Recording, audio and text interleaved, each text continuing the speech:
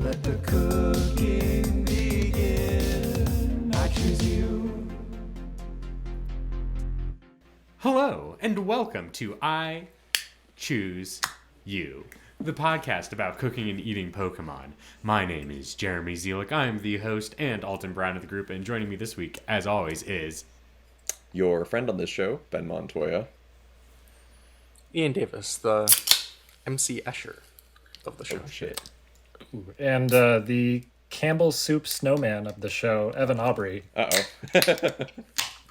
Because I'm melting. fucking melting. How do you... Evan, how do you feel about the Campbell's Soup Snowman versus the Nestle Snowman? Versus the Michael Keaton Snowman. Michael Keaton's the Snowman. Yeah, definitely I'll take the Nestle Snowman. Okay, because that's a skeleton that turned into a snowman. Right. After some delicious Nestle iced tea. And then the Campbell's one, if I remember correctly, turns into like a football player after it melts or something. Like a child, I thought. Maybe a child too, but they have like a version of like Campbell's Chunky. Oh, where right. Yeah, where it's like, I'm a football player. Yeah. They really did try to like make that association with like the chunky soups. Like you can be fucking jock and still like soup. You could be ripped and like soup. I mean, they're not wrong. Yeah. They aren't wrong. Ian, do you have any snowman opinions? Much like this existence, very temporal. We're all kind of like snowmen, just slowly melting away. I feel like this isn't really the right season for snowman thoughts, though. Like, I feel like snowman thoughts are very seasonal. Well, but they're very cyclical, Yeah. and this is just one period of. Right now, all the snowmen are just like Hibernating. in the clouds, Hibernating in the clouds. waiting to strike. Hell yeah. Well, that's been philosophy. I choose philosophy. Everyone's got a drink right now, so let's do impromptu LaCroix, boys. Ian, I noticed you're drinking a LaCroix. How's that? It's fantastic. I'm back on the OG lime, my favorite. You can mail me some LaCroix at P.O. Box. I choose you for 2016. Is that Everytown, USA? Exactly. Ben, what do you got there? I have a Steelbender Skull Bucket IPA. Ooh. Whoa. That sounds like something Ian could be drinking with his motorcycle. Yes. Yeah. I mean, Ian is the wildest of the hogs, so I definitely That's think... true.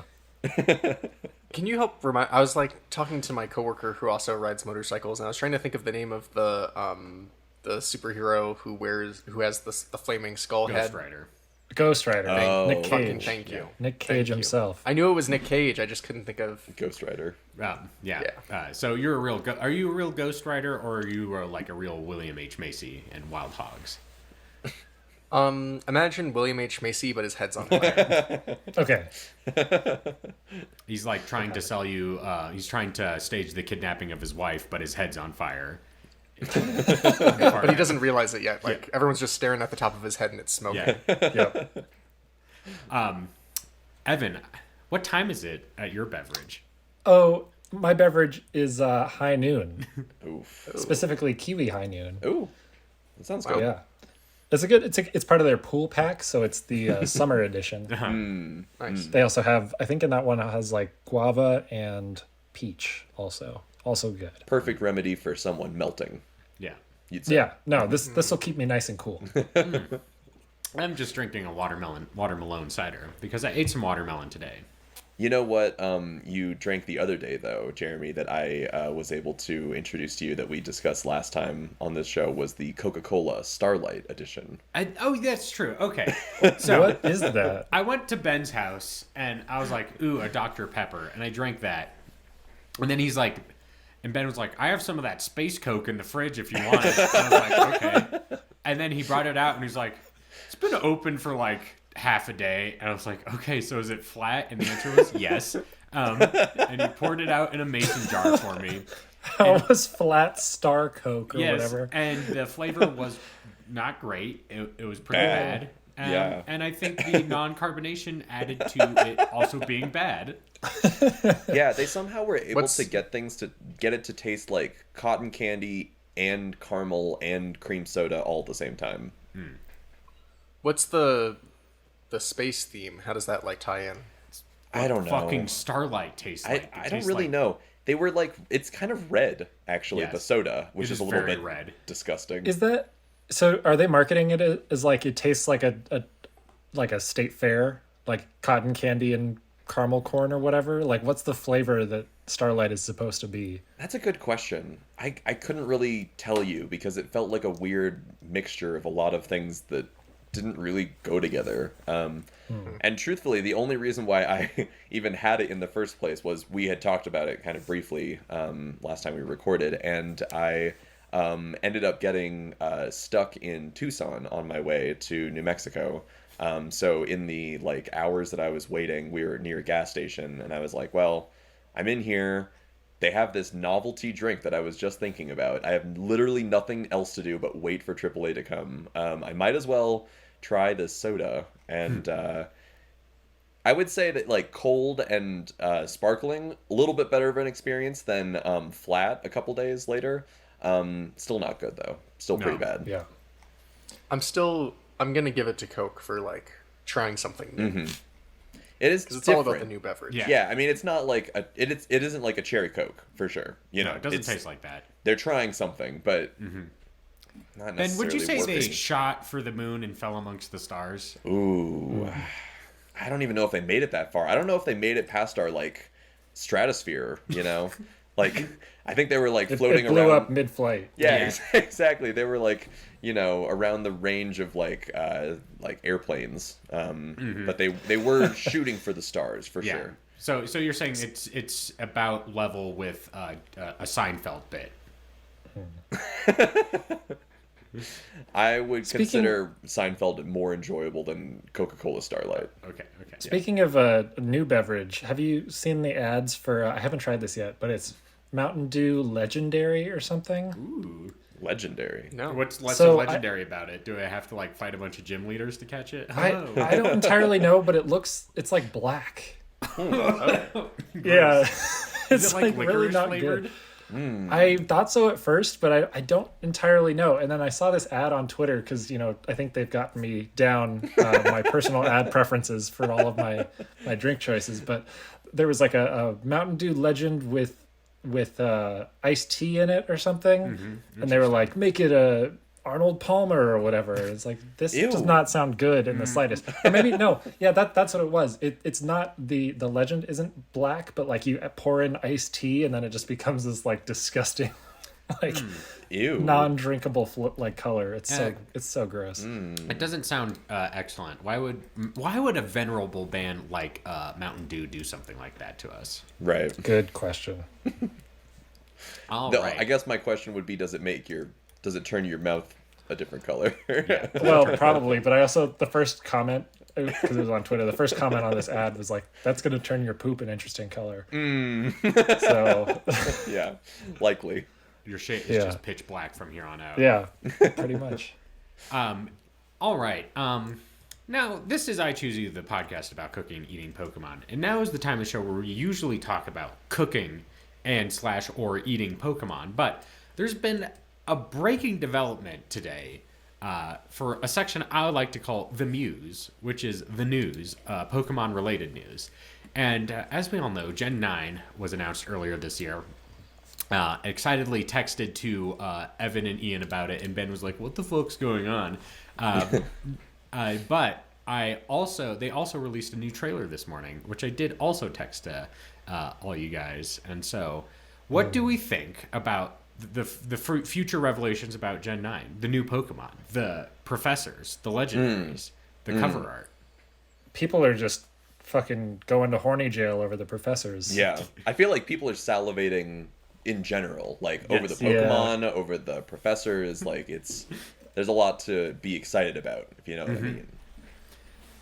What do you like? I've seen a lot of speculation on what the male gym leader is going to be like, ranging from like, is it just a real Chad to like, he's a real like alt-right. Oh. It does have an undercut.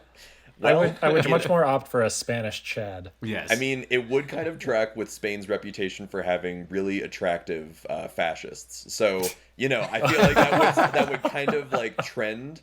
but I hope that doesn't happen.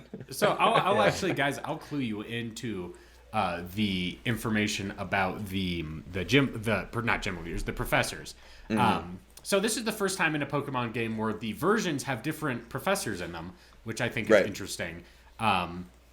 Is that they really kind of, this is more variation than you normally see in a Pokemon game. But there's some more. I wonder if they're gonna. Oh, just on that topic, I wonder if they're gonna do away with like. Well, obviously each version is gonna have a legendary exclusive Pokemon, but I wonder if they're more interested in doing like version exclusive storylines or like kind of character arcs or something like that. Because that's usually the story is just the exact same. Yes. That might be the case because, and this also ties into the legendaries as well, which I can't remember their names right now. But I wanted to make sure I got this right. But the professors, the woman is named Sada, and the man is named Turo. And what this is actually a cleverly disguised reference to their appearance, which is the woman represents the past, and the word for past in Spanish is pasada. And the man represents the future, and the word for future in Spanish is futuro. And if you notice, the woman is dressed like a caveman, and the man has kind of like this weird jumpsuit that he's wearing underneath his lab coat. Well, and I think I actually saw Pokemon and Chris do a write-up about the all the details from the trailer, which is really good. You should check it out at pokemaniacal.com, I think. Anyway, yes. They were also kind of pointing out this past and future thing in regards to the legendaries, because one of the legendaries is like they're both like lizard dragon looking motorcycles. Yes. Motorcycles, and one of them is has like a wheel, so like more kind of manual-y, I guess, and the other one has like booster jet like boosters. light bike. Yeah. So it's like more a fucking futuristic. Tron over there. It is like Tron. Yeah. Ooh. That would be a So do you great think- mini game. Yes. Yeah, that would be fun. Do you think then like the storylines, like one of them you have to go back to the past to like save the present, and the other one you have to like go to the future to save the past? Ooh. That would, well, I don't know how that would work. Your kids, but- Marty. Yes. Yeah, exactly.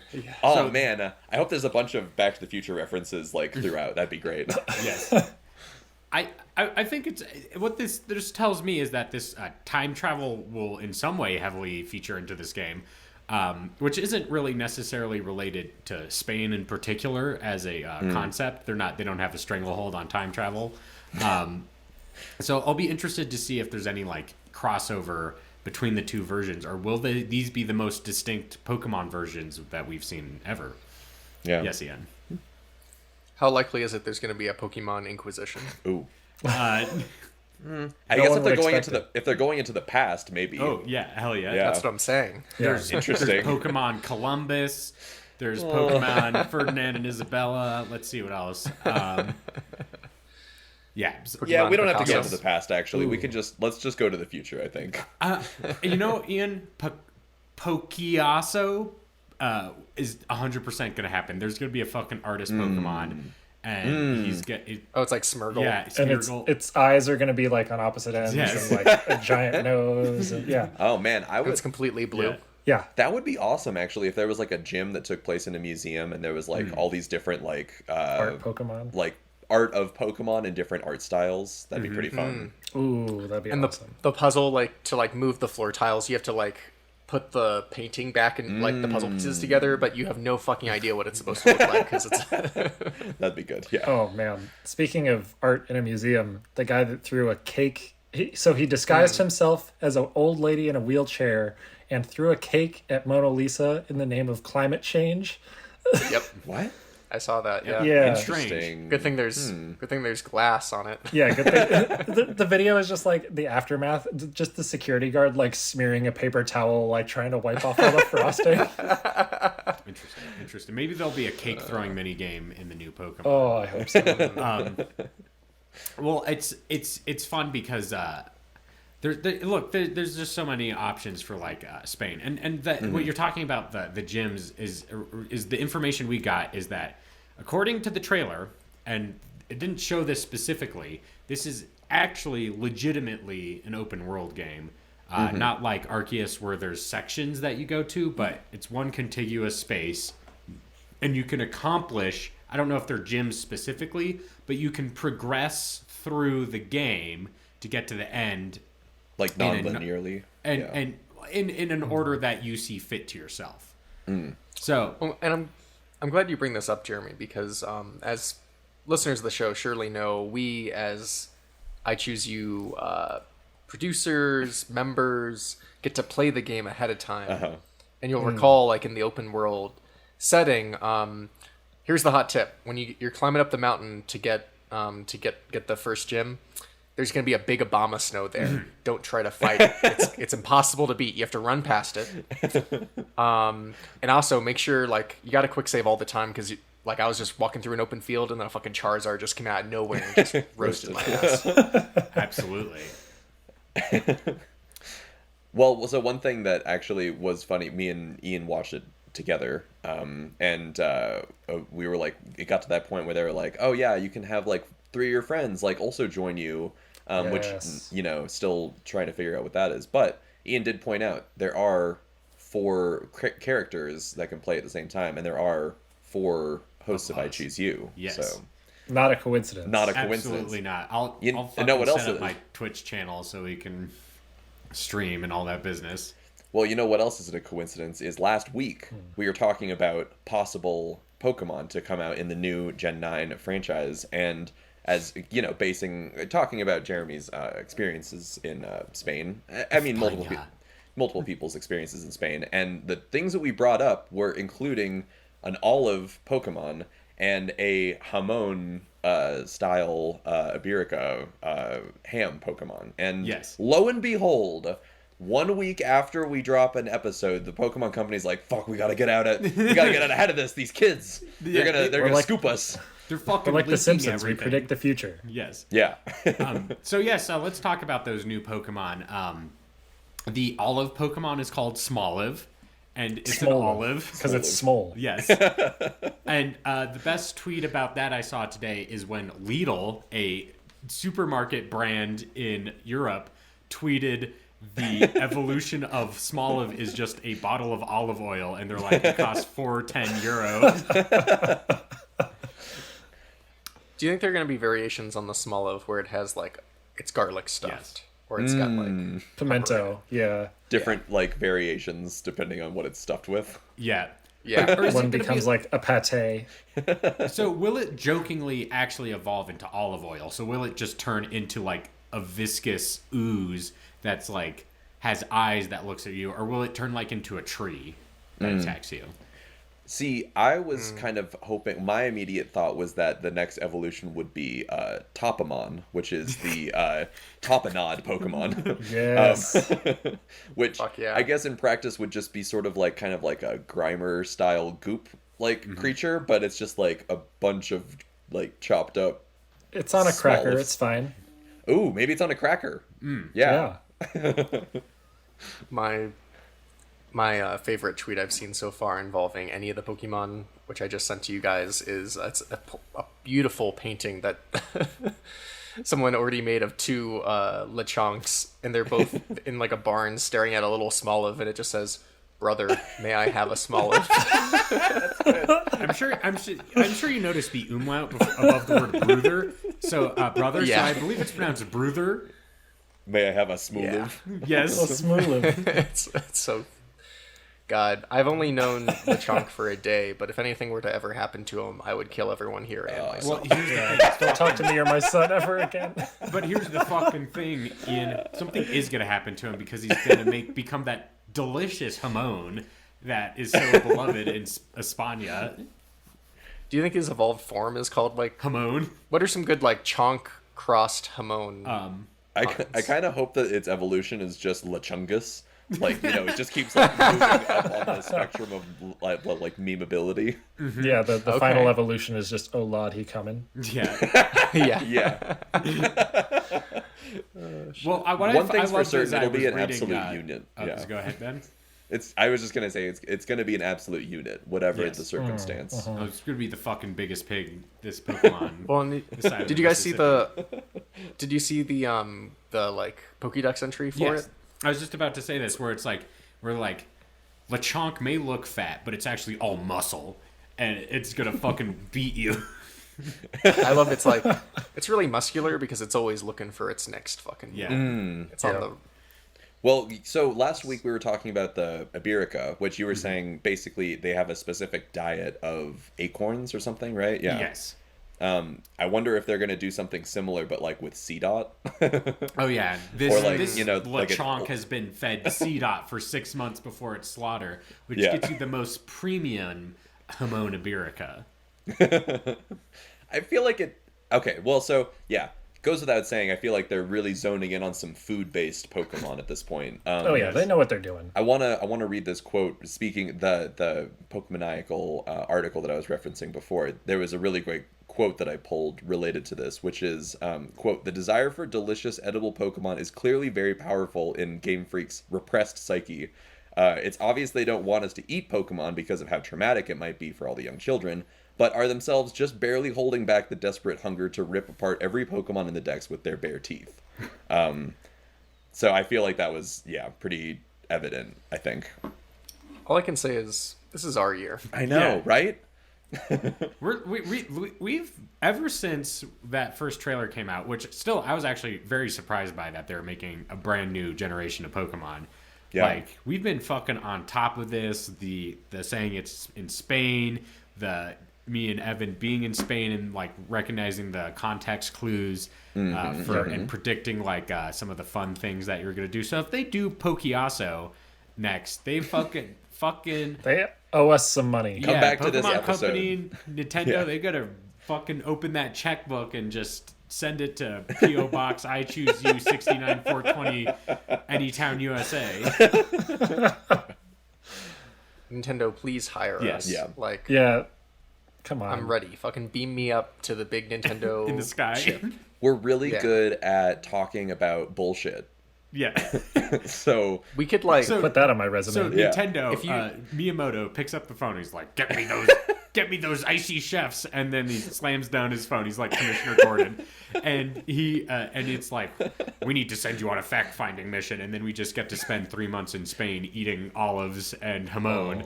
And be like, and while we're eating you're on food, a top we're secret like, mission. this would make a great Pokemon as we like eat like an octopus or something. I imagine like us getting paid would be more like we're in a like completely sterile blank room with like a one-way mirror and it's just us like backlogging this show, but like there's a whole team of interns furiously writing down our ideas. yeah, it's all coming from right up here, baby. Yeah. Yeah, that would be pretty great. All right, so besides Pokeasso, what other fun Spanish history things can we pull from? Will there be a Franco Pokemon? Will it be the Generalissimo Pokemon? See, I don't think those are good ideas. That's what I'm just saying. I don't know if we should go there. Will you be able to run with the Buffalots? Yes. Good question. Or God, what if they make Tauruses. a new? There's got to be like a fucking Pokemon. Here's what it is. It's like Zangoose and what's the other one? Seviper? Seviper, where there's one Pokemon that's like a Tornado, and then there's another one that's like a bull, and they constantly fight each other. I hope so. I could totally see them making like a bug Pokemon that looks like a Matador. Yeah, it's got the funny hat and like the cape and everything. Ooh, I like that. One of I these like that a lot. There's going to be a fucking Matador Pokemon. There's no way there isn't going to be a Matador Pokemon. Which also implies the ritualistic and ceremonial, like brutal murder of like bulls. I guess Taurus, Yes. right? Yep. So there's that. Yeah. But I Or feel what like a Matador style or like aesthetic Pokemon would be like so choice. Yeah, and there's gonna be like a new like team Pokemon. Yes, Ben, you seen A variation of Farfetch'd, maybe like a Surfetch'd, Yes. like Oh. Matador with like a cape, and it's like I don't know, a little bit There it different. is. stabs That'd be the cool. Matador with its leak. It's tenderizing the meat as it's preparing. So here's mine. It's like the Plusle Minin or the other Pokemon that are like in pairs and they like go together, but it's two flamenco dancers. And it's male and female, and like the female one has like something that looks like the big frilly dress, and the male one has something that's like the really stiff like vests that the flamenco dancers wear. Maybe they'll be like birds. Yes, something like that. Yeah. I'm still holding out for clam castanets. I want Yes. that to happen. Clamstonets. Yeah. I'm hoping. I know this is the least likely, but I'd love the whole like soundtrack to just be like flamenco. Spanish guitar. Yeah, but it's like MIDI, like 8-bit Spanish guitar. There's got to be some of that. I hope there's a section of the game where you go to like some islands in the Pokemon Ocean, whatever their equivalent to the Mediterranean is, and you go to this fucking island and there's just a bunch of people from the Galar region partying and they're like on Molly the whole time, and like there's just a bunch of club music in the background, and they're like the gym leader is like a DJ, and they're like, "Whoa, fucking invented dance music here in Pokemon Ibiza. Thanks for coming." Do you think in game it's like when you go to sleep at night, you wake up and it's like no one is around until like 10 Yes. a.m. Like the day just doesn't get stuck. yeah. There's no fucking Pokemon breakfast. They just skip. They skip right to lunch. Yeah, all the Pokemon don't come out until like 2 a.m. Yeah. If you play your game between like noon and like 4 p.m., everyone's on fucking they're siesta. taking a Like, fucking there's nap. just you can't work on the game. You can't progress the story. Yeah, maybe all the Pokemon are asleep and they're easier to like catch. You can like you can sneak up on them and like get first attack all the time. I don't know. I like the idea of everyone in the world being on like Spain time. Yeah. As they're like playing this game. They're like, actually, Yes. it's like when you were playing the Wii and it'd be like, oh, you've been playing for like a while. You should probably take a break and go outside. Take a siesta there, bro. Yes. Yeah, it's like, you've been playing Pokemon all day. Are you sure you don't want to like take a nap right now? It's like they're like, it's 3 p.m. Shouldn't you not be in the Pokemon world where it's really hot? Shouldn't you like be sitting in a hammock somewhere? The only other thing that I'll say about the trailer and what we know so far is like, yeah, there was like the 2 legendaries that got announced, which are very cool, and then the new Pokemon, which are food, which is awesome. Yes. But then there was a point during the trailer that me and Ian were watching where he was like, it kind of seems like they ran out of things to put in this trailer, because it just sounded like, okay, yeah, all your favorite, like Gengar is gonna be in the Pokemon game. Like, okay, I probably could have guessed that, Yeah. but they did have probably a good 30 seconds Granted, or so. it's also a little early, right? Yeah. Of like, That's fair, It's yeah. like a movie trailer, right? Yeah, Where it's like yeah. they put in the stuff that they got done. Yeah, that's true. Yeah. Yes. This is my final question. Okay. Which version are you guys gonna get? Ooh. Which one's the future one? I think that's Violet. Violet, yeah. I don't know. Violet's yes, the Violet, future. because the future legendary looks like is kind of purple. I gotta say that, yeah, the future legendary is cool, Yeah. but the cave woman professor is also interesting. Yeah. Interesting. I think. Well, like I mean that whole like storyline of like going back in time could be really neat. I hope that like becomes a thing. Maybe we'll just have to get both of them. I Yeah. don't know. Yeah. Man. We'll have to like split it between us. Oh yeah, we could split it evenly. I'm down Yeah. to do that. I'm gonna go past. Okay. 2 reasons. 1, legendary is a motorcycle. I read motorcycles. 2, the other legendary looks like a cock and balls. I just can't do that. I actually feel like that was another thing that I noticed when we were watching it is you were like, whoa, like very phallic, just from the like when they got revealed, and I was like, But, you're not wrong. As you pointed out, also, it's like not the first time this has happened. There Yes. are some phallic looking Pokemon. Are you telling me, Ian, you wouldn't have Wobbuffet on your team just because it's slightly dick shaped? No, Wobbuffet's fine. I just don't want to I don't want to use a master ball on a dick. You know what I'm saying? I don't know. It sounds like you do. I just want to fucking crank my hog into the sunset. Yep. When you're on Lechonk and you're like, I'm cranking my hog. Crank. Yep. Squeal. I hope you can ride Lechonk and/or its evolutions. That would be that'd be so cute. fucking cool. That would You be better cute. be able to ride the legendary at least. Oh yeah. Yeah. Ooh, It is a it must, like, motorcycle. Maybe Yeah. you ride the legendary and it's like Superman that goes so fast that you travel into the future and/or the past. Ooh, that's fun. I will say, in terms of legendary design, much better than Sword and Shield. Yes. I feel Oh, like for Sword and sure. Shield was like, this is cool that they're doing more Pokemon, but like the legendaries are kind of Trash. meh. These I've ones also- are like I'm legitimately excited for. I've also They're very seen cool. some speculation that in the game, like depending if you get Scarlet or Violet, that you're looks like you're a part of like some sort of school or organization because you have like a specified crest that you have the whole time. So maybe and it's those a little school uniforms too. yes. So maybe it's a little Hogwarts, little Fire Emblem Three Houses kind of situation. Maybe we can find if it's like Fire Emblem, maybe we can finally romance the Pokemon. Oh, Ben's favorite. I do love some Fire Emblem Three Houses, so if that is what happens, see me later. Reggie, You won't see me, See for me a while. later. I'm out. Yeah, exactly. Reggie, I know you're listening right now.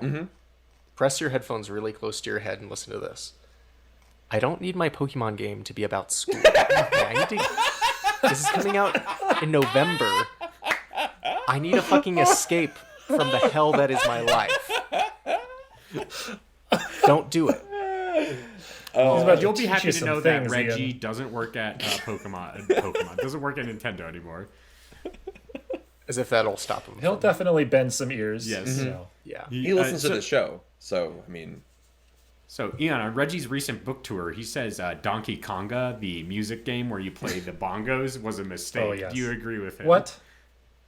Wow, you really caught me between a rock and a hard place here because I did just ask Reggie to like alter the fabric of this game. Listen, Reggie, we're boys, but like Donkey Konga, come on, dude. Like we need more conga-based bongo bashing, Donkey Konging adventures. How has that not become like another like? How have they not remade that game and made that peripheral again? I feel like that's like a no-brainer for the Switch, right? They- like you I feel just like they could. you make a Nintendo Labo cardboard bongo set. And you just like stick your Joy-Cons in there, and Yep. that's all you need. Yeah. they Just go to actually, town. I feel like they could work out the peripherals a lot better than how they were originally, because I feel like the original ideas of like buying all these little things that would plug in and whatever, I don't know, but the Switch like controllers make it so easy to like sync and whatever, so it could be pretty easy. Let me play Smash Bros with bongo drums. That's all I want. Interesting. Well, you actually, I think you can if you plug the bongo drums into the Switch, into the adapter? into the GameCube adapter for the Switch. I think you can like press things. I don't know if you could get very far because there's only two buttons. Could we try like that's got to be a Twitch thing, right? Of like playing the new Pokemon game, but instead just bongos. Yes. Yeah. I Well- beat Dark Souls with the DK bongos. Yeah. Someone did do that, so like it must Someone be can very do it. easy to play Pokemon. Oh, Yeah. Gotta have It it. would be. Yeah. Yeah. Well, I mean, literally, that's how Twitch was made, right? Is that like people literally Play played Pokemon Pokemon? through chatting. So Yeah. like anything's possible, I guess. All right, what do we do here? Well, usually this question. podcast is about cooking and eating Pokemon, which I will say in our preparatory discussions of Scarlet and Violet was a lot about eating these delicious new mom. Oh, before we continue, some proposals I've heard for Lechonk's evolutions. Layunit, Lathic, Lathiccc. Those are the two I got. I just want Lechungus. I feel like that would just really complete the Lechungus. Oh, meme. here's another one that I got. Swoline. Like it's Ooh. swole and Swine. yeah. Bovine? Line. I like that. Oh, I yeah, like that a 'cause- lot, actually. I guess like Lechonk must get like sexier and more ripped As he the goes more along. evolved he becomes. Okay, We so need more Machamp style Pokemon. Yes. Really. so It here's grows the question: forearms. we have Smoliv, but it smelled smole. We have Lechonk, which is verging Chonk. on some, chonky, internet behavior. Are we going to see more meme incorporation into like Pokemon design and naming convention? Because I mean, you got to believe it. We These, better. these are games for like 11-year-olds, and if there's one thing 11-year-olds it's love, it's like TikTok, right? So they've got to be looking, and they're like, I'm so bad.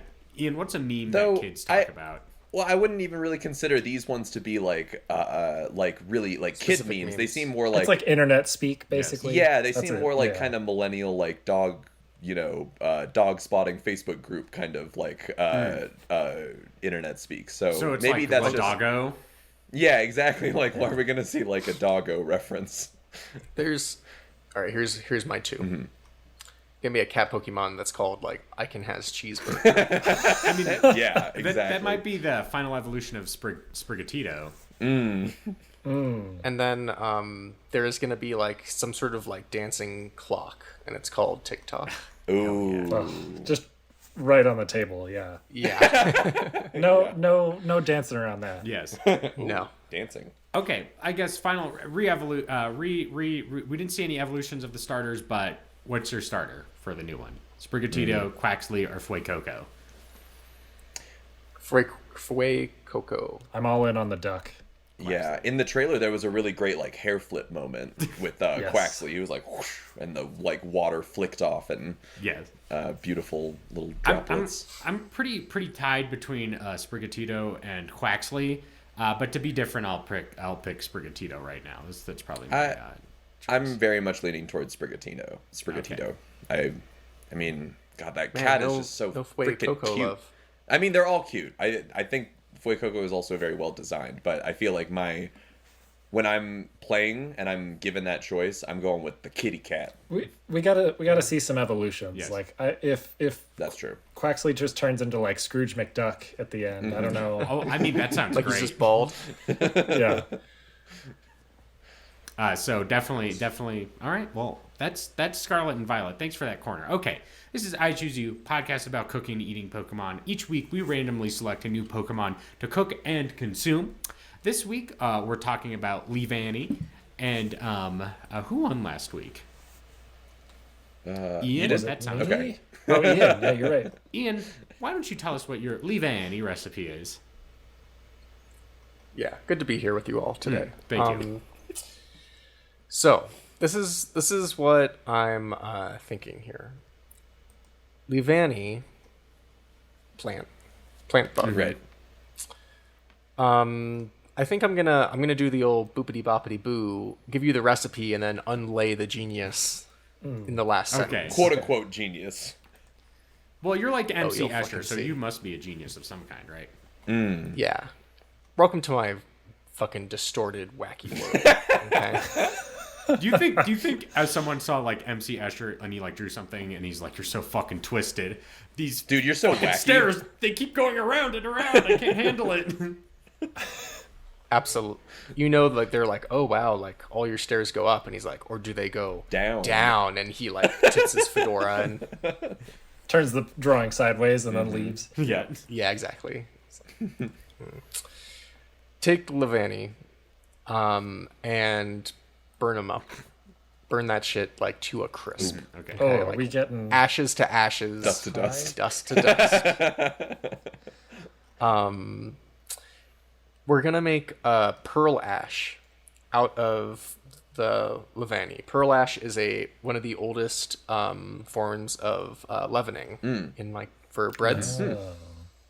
And the way you get pearl ash, let me to go to preparednessadvice.com with the idea being that there's some like in the future we're not gonna have any yeast for bread because like everything's gone to shit, so you have to know how to make alternative. And I'm sure when the world ends, preparedness, whatever it is, .com is going to be still there. Yes. Oh yeah, they're prepared. They've got a For backup the whole server grid to somewhere. go out. All right, so basically how you get pearl ash is when you take like hardwoods or just like wood in general and you burn it to ash, you have to make pot ash, which all right, take the wood, you burn the shit out of it, make it ash, you boil that in water, and you boil it until you can, and I quote, float an egg on the residue, which is very All interesting. right. And then you strain that out. At that point, you actually have lye. That's how you make lye. Okay. So are you like That's making what I thought bagels you were or doing. something? Wait your fucking turn. Oh shit. Stay in your lane. So you take that, and you evaporate the lye until you evaporate all the water until there's a solid. That's how you get pot ash. And then to make pearl ash, it's basically just a purified version of pot ash. You put that in like a kiln and heat that up, and then you end up with like this pure white dust. And that was like a very, very old form of leavening agent. we're making, and perfect for like quick breads, right? You're not going to be making like a big bubbly tall loaf. This is like a nice like dense bread. So Okay. blueberry, quick loaf. Ooh, nice. Get your flour, get your baking powder, salt, butter, sugar, eggs, vanilla beans, blueberries, and then the Leavanny perlash. Preheat your oven, mix your wets, mix your dries, wet the dries, dry the wets. As you do, add your perlash to it, mix that up, and then you just pour it into your pan, stick in the oven, and 55 to 65 minutes later, you got a fucking stew going on. Okay. Interesting. Okay. So I'm using the Leavanny as the leavening. There it Age, is. okay. Okay. Okay, well, All right. the only qualm I have with that is that I feel like for the sake of the pun, it's Leavanny, like a leaf. It's spelt the same. But I can It's see spelt the where, same. yeah, I like the pun. Leavanny. Yeah. Interesting. What does this have to do with MC Escher? I don't know. He has that fucking painting with a praying mantis sleeping on like a bishop. I've never seen this. Listen, I searched famous praying mantis, and like the first thing that came up was like, what god does the praying mantis pray to? Well, what god does the praying mantis pray to? It wasn't very funny. That's why I like the question was funnier than the answer. So, but at the bottom of Wikipedia page, it was like, praying mantis in art and media, and MC Escher was the first guy. I see. Okay. It's the painting's fine. You can look at it. It's a dude sleeping with a praying mantis on his chest. Interesting. Yeah. Well, This blueberry quick bread, how dense are we talking? Like how Yeah. dry is this bread? Am I gonna need something to Some dunk butter? it in? Don't mistake, like it's dense, but it's moist. Okay. okay. You got like the icing on top. You cut through it. It's like there's like a little bit of like residue on the knife because you're just cutting through it. It's beautiful. One slice is gonna do you good. This thing you can't eat it all at once. I'm kind of imagining a breakfast kind of snack. Kind of like it's Yeah. like, spread some toast and maybe some jam or something on there, and that's your breakfast or something. Yeah, Okay. I don't see why not. Pour like a nice cup of tea to go with it. Okay. You're starting the day off right. Nice. Nice Might cup of tea. you wrap this up in a leaf and then take it on a big adventure? Ooh. Oh, you better believe you would absolutely wrap these. Like Brock's in the fucking kitchen, whipping this shit up. He wraps it in his little leaf parcels, and yeah, Plenty for the whole journey. Yeah, Bilbo would be proud. Yeah. I'll jump off that for a little bit. So I'm gonna make an announcement. I hate to say it, but as I was getting the show together when I originally thought we were gonna record, I read some of the tweets, and I try not to do this because it sometimes influences my Jeremy. decisions. All right. And Let's I saw hear a it tweet. then.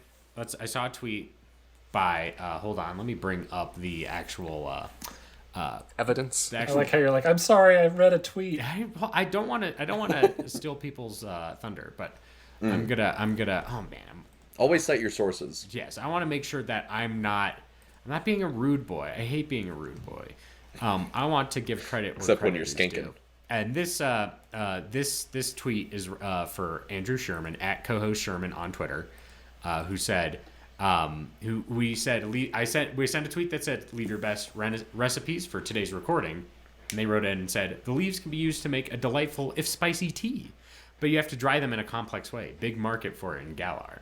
So here's what I'm gonna do: is I'm gonna use tea as a jumping off point because we're gonna make some Chinese Leavanny eggs, and you might be asking yourself, what does that mean? Oh. And what it is it's preparing a hard-boiled egg, not in water, but in tea, as they do in China for a delicious breakfast meal. So I'm going to prepare you some Chinese tea eggs made with Leavanny tea.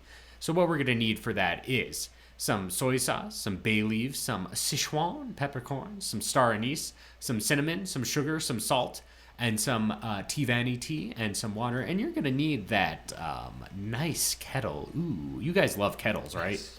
Oh yeah. Big kettle guy. So what you're going to do is you're going to make a bit of a marinade with the soy sauce and spices. You're going to get it to a nice simmer, and you're going to let it cool. And then what you're going to do is when you boil the eggs, you're not going to put them in directly into the tea. You're going to boil them first, but you're going to cool them off, and then you're going to remove the shell, marinate them, and then you're going to re-boil them back in the Leavanny tea. So you can provide a bit of the marinade, because obviously it's not going to completely go through the shell when you have it if you don't have it cracked. Is this kind of like how soy eggs work? Yes, That's what I was wondering. It is similar to that, but we're using tea for this. Wow. Got it. So you boil your eggs in tea after you've let them soak in your marinade for a little while, and you've got a delicious, savory breakfast item, or perhaps you take it for lunch on the go. And that is my Leavanny eggs. Yes, Ian Davis. Correct me if I'm wrong. I remember you bringing up like one time you've been to China. Oh, did you know I went to China 4 years ago? Did you eat these eggs? I did. I had them frequently for breakfast because Chinese breakfast is usually just kind of, I forget what it's called off the top of my head, but it's kind of like, it's not oatmeal, but it's kind of like a porridge. A porridge. Oh, you're talking about juk. No. We talked about it on the show, like kanji. No, Yes, that's kanji. There's kanji. Yeah. So both of those mean the same thing. Yeah. Oh, Okay. okay, I'm sorry, cool. but I'm just familiar with kanji. I didn't mean to be rude.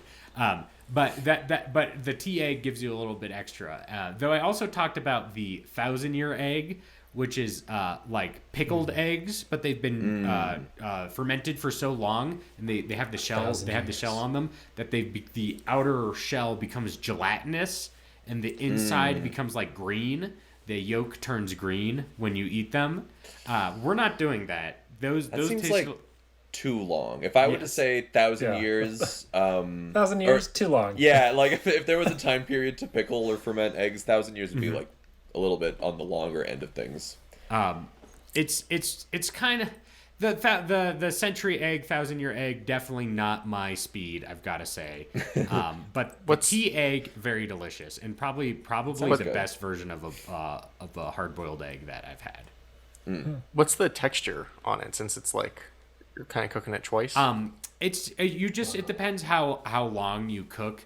How long you cook it. So you can do soft or hard boiled, but you just got to make sure you just plan that out ahead of time. So if you're doing a hard boiled egg, you cook it a little longer. If you're doing a soft boiled egg, you cook it less.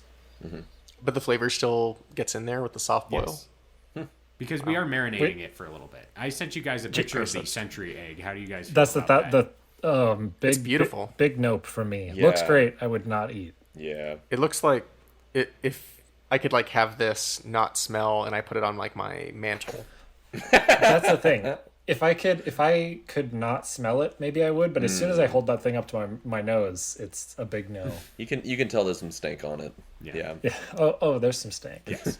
Again, not my recipe. I'm providing you some delightful tea eggs. Yeah, which those sound good. are delicious breakfast. It's probably yes. What else do you eat with tea eggs? Or Yeah. are those like a standalone thing? Well, it's kind of a standalone thing. You could have some kanji if you want. That's the picture of the tea eggs I sent you guys to give you a Nice. sense of what they Delish. look like. But it's definitely just like, again, breakfast isn't like a huge meal in China, so it's like you get it, you drink your tea and you eat your egg and you're good until lunch kind of situation.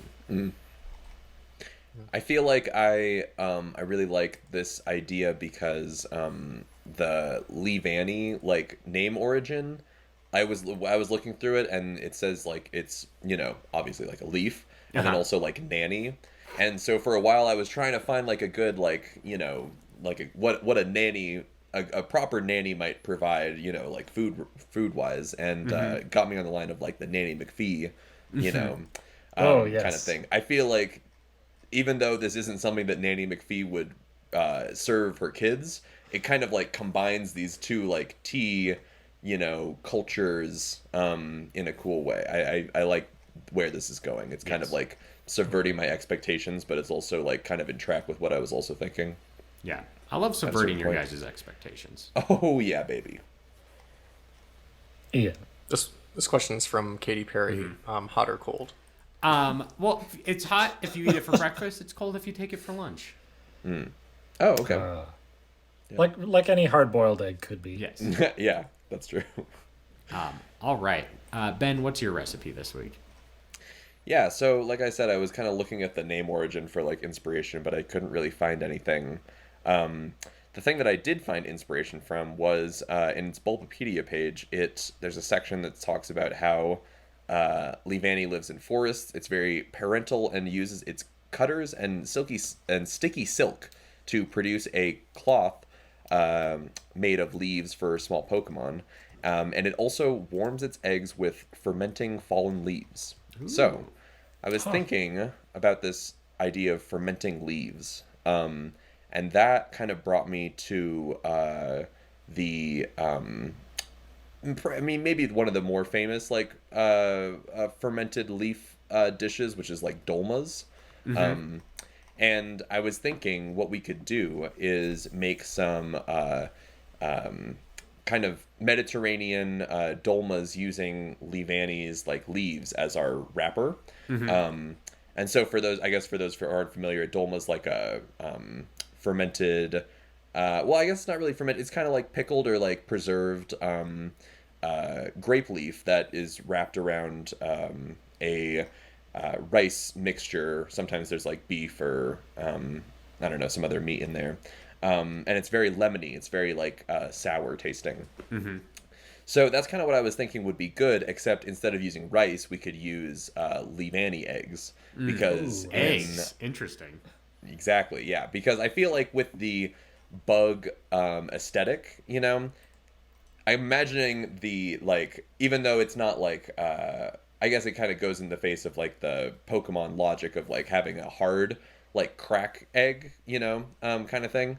But when I was reading that, like description, I was imagining the eggs to be more like insect-like, where they just like plop them out into like a little clump, and there's just like a bunch of little like eggs in like a little bug row. Yeah, exactly. Yeah. Kind of closer to row, I guess. So I was thinking we could use those Leavanny eggs as our rice, and because they already have a little bit of that kind of like fermented like kind of funk to them that you usually kind of get with a dolma. Mm-hmm. And so that's going to be like kind of the rice base, and then the Leavanny leaves are going to be our like oiled and sour like wrapping on the rice for our dolmas. So the stuffing is you're gonna make some rice and some mint, parsley, and dill, and then some meat if you're wanting to do the meat side of things. And you cook it, obviously, with all those spices or, herbs or whatever. And then you are going to use a lot of olive oil, or in this case, small olive oil, Of course. to make a good, like, oily kind of like mixture with the rice that's like very fresh. There's some lemon in there thrown in as well. And then what you're going to do is soak your Leavanny leaves in like a brine, kind of thing. So it's going to be a little bit salty, but mostly sour. I feel like the primary taste profile for like a dolma is like kind of sour and lemony. You're going to soak those, and then there's like a process for putting your mixture down on your like flat leaf, and then kind of rolling them up into little hand, like finger food style little dolmas. So that's what I have for you, is some Leavanny dolmas using some small olive oil and Leavanny eggs for rice. All right. Interesting. I'm big on dolmas. Like they're a good snack that I go to a lot. I love like going to a Mediterranean place and getting like a full like kind of sampler platter of like all the platter, different yeah. stuff, and then you can kind of like pick and choose. And I feel like the dolma's a nice like refreshing like in between bite, especially if you have like different shawarmas and meats and tabbouleh and hummus and stuff like that. Yeah. Ian? Ian. What are you drinking with it? I kind of feel like it feels like very European. And I feel like I was kind of imagining as I was thinking of the recipe, it taking place in the new region.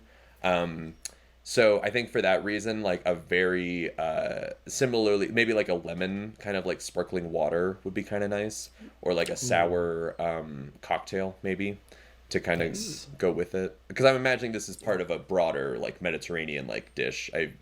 Or like kind of sampling, Sure.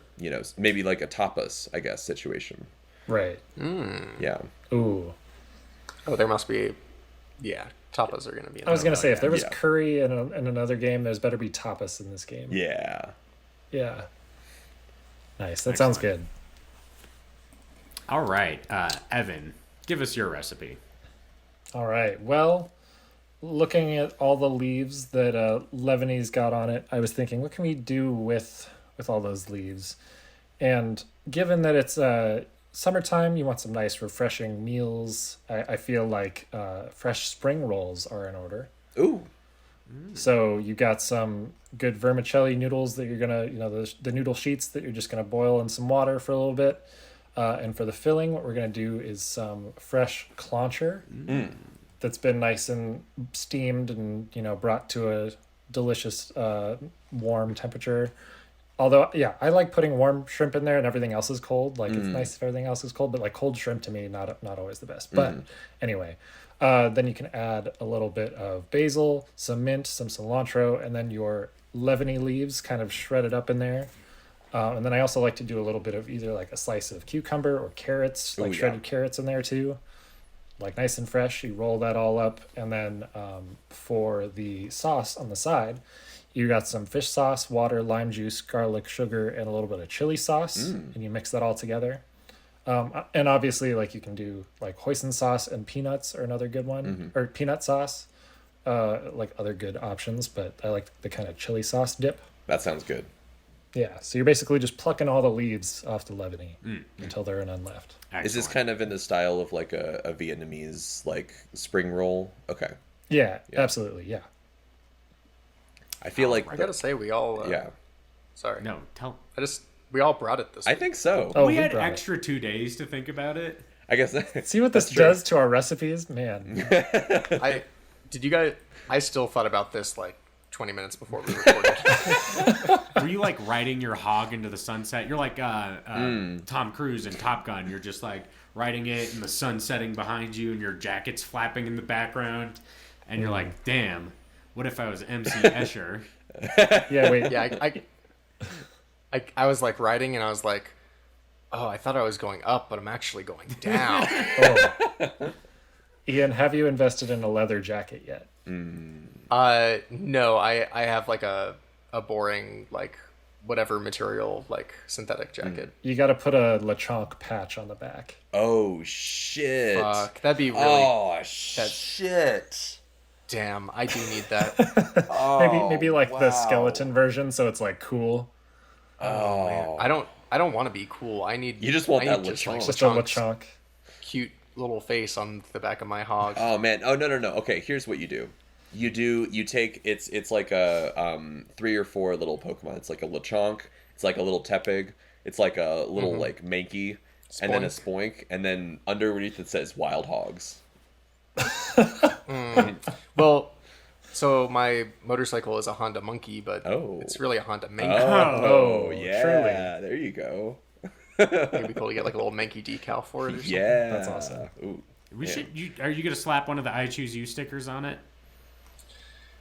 You think I'm gonna put a sticker on my fucking bike? thought of this. Better thing. Are you kidding fucking me? put a sticker on your fucking bike to let people know about the goodness of I Choose You. Well, so it's because when you're rolling by on your hog and you're like speeding past him going 100 on the highway, people are like, "What podcast is that?" And like Yeah. you have to be like, "It's I Choose You."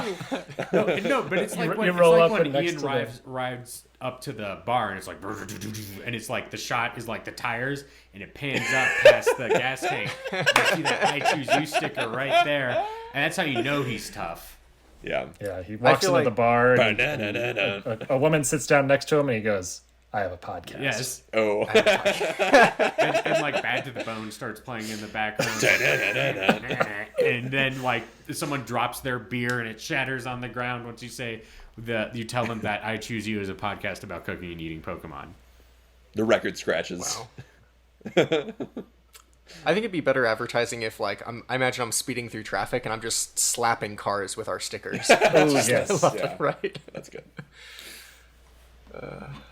Amazing. All right. What do we got, Jeremy? Well, let me review our recipes. From Ian, we have Leavanning agent for our post-apocalyptic bread, blueberry bread. From me, we have Leavanny eggs. From Ben, we have Leavanny dolma. And from Evan, we have Leavanny spring roll. So vote for who you think is the best, and then we will finish. Was it option 5, Ben? Do not vote for option 5. Option 5 is a mistake. Is it? And Throw your vote away. I have the results. It actually was kind of a close one. I saw the last one come in just now and tip the scale. Ian has come away with a win this week. Hey, I'm back, baby. You won on the last week. board. 2 in a row. Ian got 2 votes, Jeremy got a vote, and Evan got a vote. Damn, roasted. Nice. Nice. Yeah. Ben, I voted for Jeremy, but I was between you two. The Dolmas. So. If you The Dolmas were pretty if you good, had yeah. voted for me, it would have been a 4-way tie. We need more of those. I'm not popular with the people, so I'm glad I didn't. Yeah, it ended up being a good strategic move for you. Yeah. All right. Let us finish this segment and move on to next segment, which is called Whale Lord's Mail Horde. It's where we read your emails sent into ichoosepod@gmail.com. That's ichewspod@gmail.com, which we have no new emails this week, but we do have social media recipes. Ben, can you read this Twitter thread from Pokemaniac Chris? Yeah. Pokemaniac Chris writes, at iChoosePod, I'd like to direct you to a line from Leavanny's Pokedex entry that you may well have discussed already. It keeps its eggs warm with heat from fermenting leaves. We all love fermentation, right? In Hoenn, people may speak in hushed tones of rare black Rosalia wine. In Sinnoh, Cherubi brandy is the top shelf beverage of choice, or Snover absinthe. In seasons 6 and 7, you can bet I'll have words about creme de florette and arachnid gin. But in Unova, there's one drink whose very name sends shivers down every spine in the room. Leavanort. Oh, it's like Malort, Yes. Yeah. but Leavanny? Yes. Leavanort. Leavenort. The backstory to this one, allegedly, is that some poor bastard that had been lost in a forest in eastern Unova for 2 months when he stumbled into an abandoned Leavanny nest. Delirious with hunger, he smelled the fermenting leaves and rotten eggs and thought, better than nothing. That guy died, obviously, but with a smile on his face, and we know that because when his body was found, it had been preserved by all the alcohol in his system. But his death was not in vain. The rescue team that found him tasted the fermented leaves, and some of them survived. They began experimenting with creating this stuff called under controlled conditions.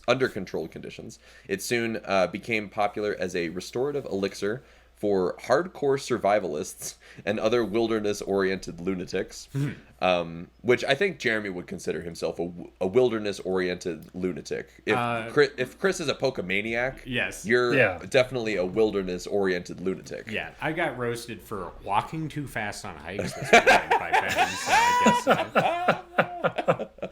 What a You do go really lunatic. fast. I mean, right? Well, it's fucking Sonic over here.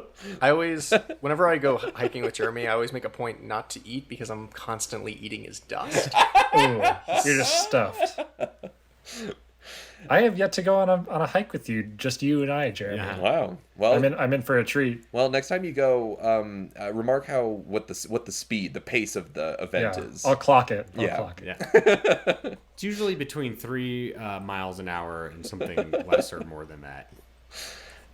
Anyway, there's like 50 different commercial recipes now, but they all have the same core. Basically, what you're doing is heaping up a big mound of leaves and herbs in a warm place, adding yeast, letting them start to decay and melt and bubble and fizz, and then collecting whatever trickles out. The leaves themselves are chosen and gathered by both Leavanny and humans. Most people include some of Leavanny's own leaves, as well as various blends of pungent and bitter herbs. Traditionalists also insist on burying a few unfertilized Leavanny eggs in the pile, where they too will undergo something that could charitably be called fermentation. Kind of similar to the century eggs, it sounds like. It's also very common for Leavanort to be sold with a single pickled Leavanny egg in the bottle, or served with a slice of pickled egg in the glass. There are actually different eggs from the ones in the leaf piles, but no matter what anyone tells you, are not safe to eat.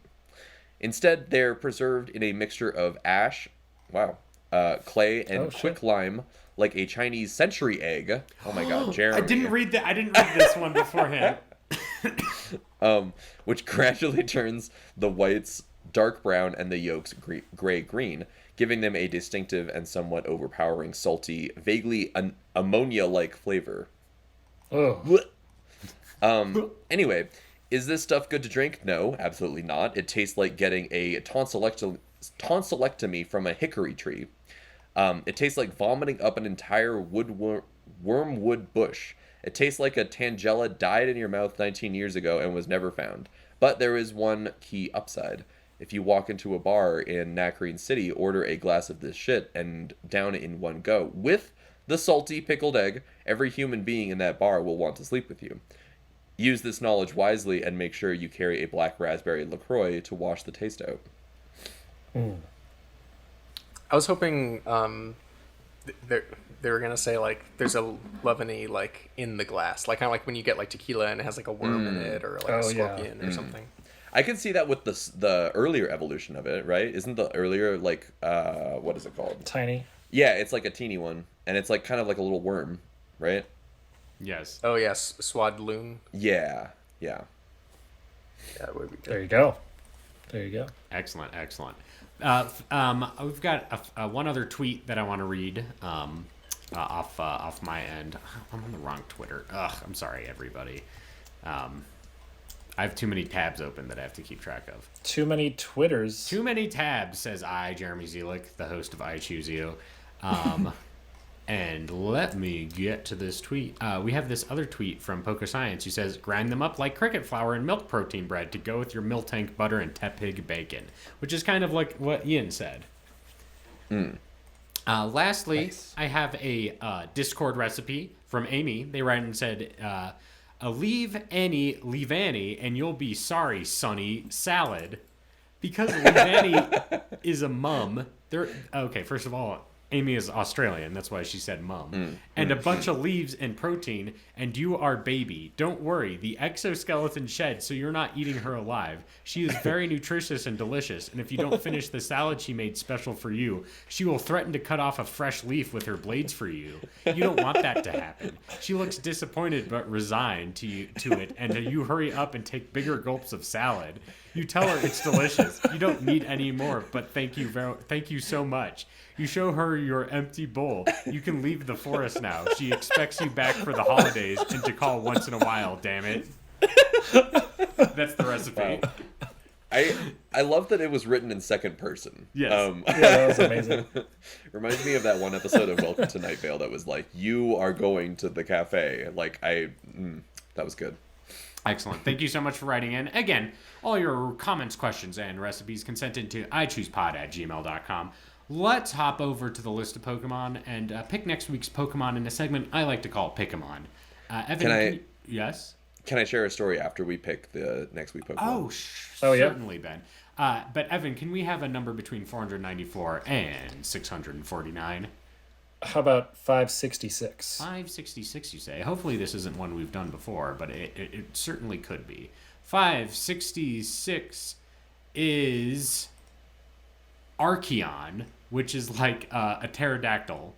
I don't know if you know what I'm talking about. Oh, yeah. The right. bird one. Yes. Yeah. It's a dinosaur.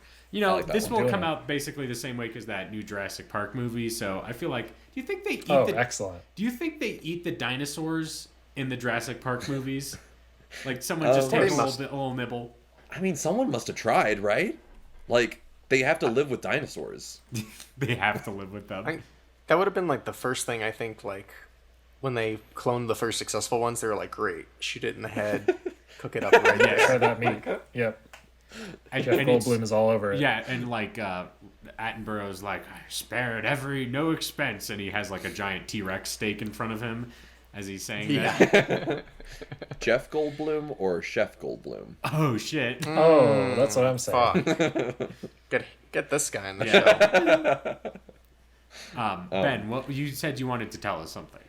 Yeah, I already told this story to Jeremy, so I'm expecting a hearty guffaw. But I am in New Mexico right now, and I saw my brother's family and was in the car recently with my brother and my nephew, or my oldest nephew, who is 4 years old, mind you. So this was another reason why I was very surprised by what happened. But we were in the car. We had just gone to Sonic or something, and he had gotten a cherry limeade to share with his family, you know, because he's 4 years old. He's not going to down a whole medium cherry limeade by himself. But turns out we were like, you know, chatting in the car in the front seat, and then he like my brother went to go back and get the drink, and he's like, dude, you like drank all the drink, and I was like. And you know, we were like laughing about it, and then as a joke to myself, I didn't really expect anyone to really think, you know, I didn't expect him, least of all the child in the back seat, to really understand this reference. I was like, you know, well, you know, Elias, with great power comes great responsibility. And you know, it was like kind of quiet in the car for a second, and then at a certain point he was like, Peter Parker, like Spider-Man's Uncle Ben said that to him, with great power comes great responsibility. And I was like, what the fuck, you're 4 years old? And then I was like, wait a minute, are you Spider-Man? Like, am I your Uncle Ben who's about to die because I told you with great power comes great responsibility? You better watch yourself. Yeah. I know, apparently. Well, you see, you're an uncle to quite a few people. Yeah, exactly. I mean, Uncle Ben has followed me around and I've gotten all of the Spider-Man jokes. It never ends. This was the first time where it really came full circle, though, because he actually got the reference, and he was like, now it's real. yeah, exactly. Did awesome. How often when you're with your nephews or niece are you like, hey, like, you really should listen to me, because if you don't, I'm gonna get shot outside of a convenience store and you're gonna fucking regret it. Well, Yeah, I wish I exactly. was still alive. Well, but my point to Ben was that at least in the Tobey Maguire Spider-Man movies and a little bit in the Tom Holland movies at the end, there is that Spider-Man indirectly causes the death of their person who delivers Right. that line to them. Right. So it's his 4-year-old nephew is gonna be like, oh boy, I love Pokemon cards or whatever it is that he Exactly. does, and he's gonna Ben's gonna be like, well, I'm gonna get you some Pokemon cards, and then he like trips over something and like falls in a ditch, and that's how he goes. It'll be like we're playing Pokemon like years in the future. Like he's like a teenager and he's like, oh, my cool Uncle Ben, I always loved playing Pokemon. We're like playing, and then I like, you know, put card down and like, oh, funny, like I'm bleeding. This is like a paper cut. And then later that night, he like gets a call late at night like, oh my God, did you hear that Uncle Ben died from the paper cut? Bleeding out like a fire hose. Yeah. It turns out he didn't wash his hands before giving you those cards. Had a little mud pie. He took too small of a slice, and his Yeah. mud pie got all over the Pokemon cards. And it turns out that paper doesn't on itself make you sick. It was because my nephew used too small of a slice. Well, Ben, with great power comes great responsibility to plug your shit. Plugs. Tell us about your shit. I would say you should follow me on Twitter at Ben C. Montoya. I haven't really been posting a lot, but always just drop me a follow. I'm gonna actually shout out Ed, listener of the show and friend of this group of people, because like I mentioned, I was driving through Tucson, car broke down. I messaged Ed because I knew that they lived in Tucson, and the guy helped me out, put us up for the night, drove us to the place to get my car fixed, and so I would say follow Ed on Twitter at Woodwinded, because they're a great person. Nice. You should check me out on Instagram at Ian Reynolds Photo. That's my photography business. Now booking for the year of our Lord 2023. Oh yeah. For weddings. I also do engagement shoots. I also do portraits, Birthdays? senior portraits, birthdays, bar mitzvahs, corporate events. You name Corporate it, events. I'll point my camera in your face and snap, Pokemon snap it. Ooh. I can vouch. Good photos. Yeah. Yep. Evan's been a customer. Faithful client. I did. Here's a little review for you that I got yesterday. I was doing a shoot for a friend of mine, and I showed him a little sneak peek on my camera, and he was like, and I quote, "Wow, you're actually good." So there you have it. You should put that on your website as like the first quote. Yeah. I like to imagine that Reynolds if you were to photography. photograph like a corporate event, the only thing that you'd be it'd be like people like with presentations with just like charts and stuff, like pointing at charts and like basically like the stock images for Yeah, they're actually stock meetings. photos. Yeah.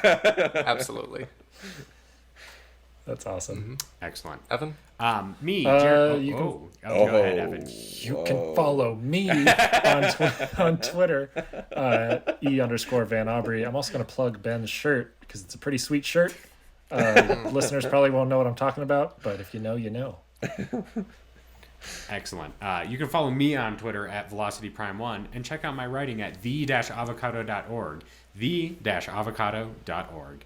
I think that covers it. Oh, boys, this has been a long one. Woo-wee. Real stretching it out. But Feature length. oh, yeah. I mean, almost. It's like an episode of Stranger Things this season length of podcast. True. But thanks for listening. This has been I Choose You, the podcast about cooking and eating Pokemon. You can find us on your favorite podcasting apps, including Apple Podcasts, Google Play, Stitcher, and Spotify. If you like our show, make sure to give us a 5-star review on Apple Podcasts and Spotify to help us go up the ranks.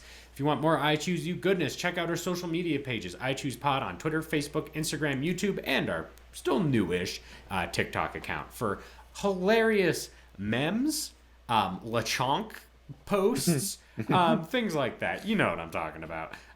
It's going to be a hoot and a half. If you want to hang out with the I Choose You community, where many amusing things like discussing, someone bought the Hannibal cookbook recently. Iron Polar Bear bought the Hannibal cookbook, and he's like, "Oh wow, cool, I got this." And then there's a pretty long discussion about which trainer would taste the best, and it seems they've decided that Milo would taste the best. So that's happening on the I Choose You Discord. We also now have a LeChonk sticker. So I would also say I feel like our social media presence is a little touch and go lately, but I would say that the Discord is the most active of the social media communities. So if you're if you really enjoy some of the more tangential conversations on this show, the Discord is a great place for that. yeah, so check that out. Lastly but not leastly is the official I Choose You website. It's got everything you want, full episode archive, and a merch store with aprons, stickers, and pins, all designed by one Evan Aubrey. iChooseYou.menu. Check it out. I've been your host and Alton Brown of the group, Jeremy Zalek. You've been listening to I Choose You. Thank you so much. I've been your friend on the show, Ben Montoya. Bow, bow, bow, bow. I've been your MC Escher, Ian Davis. And Evan Aubrey. And to all the listeners out there in Radioland, in a while, Totodile.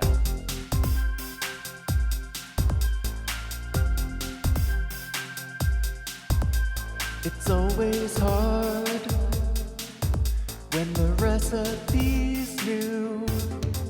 Make a presupposition, or just make a stew. But there's no month that we can't cook, so turn up the volume, put down that book. It's season 5. Let the pan sage roast, Keep the Nilux alive. make some tepid toast. So crack a cold one, now's the time. Cooking Pokemon and making rhymes. We're not always right or wrong, but you'll probably have some fun. It's win or lose based on the jokes you choose. The winners within. It's a podcast called I Choose You. Ben, Evan, Jeremy, Andy, and Jew. Let the cooking